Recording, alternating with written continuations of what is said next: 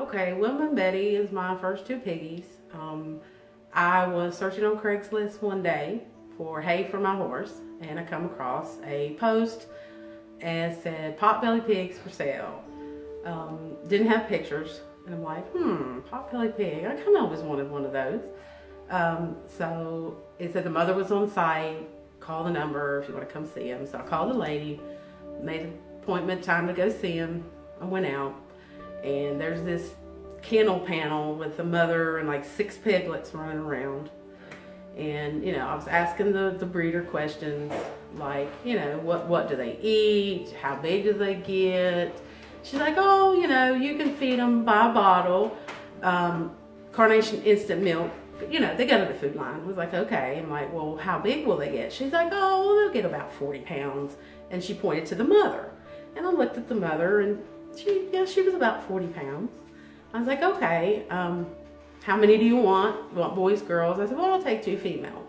So she chased these poor little things down, screaming and squalling. The mother is trying to protect her babies, and also they were only 3 weeks old. And I'm like, do they need to be taken away that soon? I'm like, is it like cats and dogs? They don't need to stay 6 to 8 weeks. She's like, oh no, they'll be fine. Just feed them with the bottle and what I told you.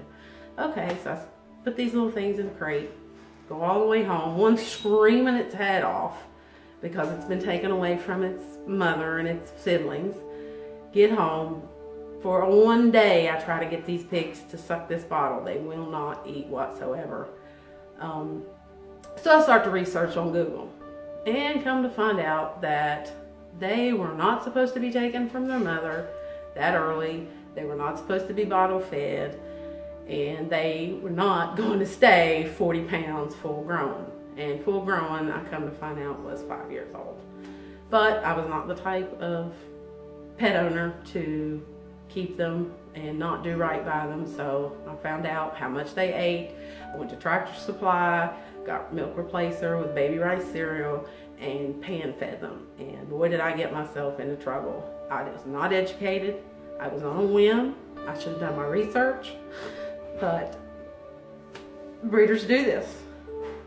The people that are breeding these animals and telling these lies that they're going to stay 40 pounds full grown, that they don't care. It's all about the money and to push the product. That's basically their product. They're to push it on the people. They don't care what happens to them. They don't care about what happens to the people that get them and found out these people are lying. It's all about the money.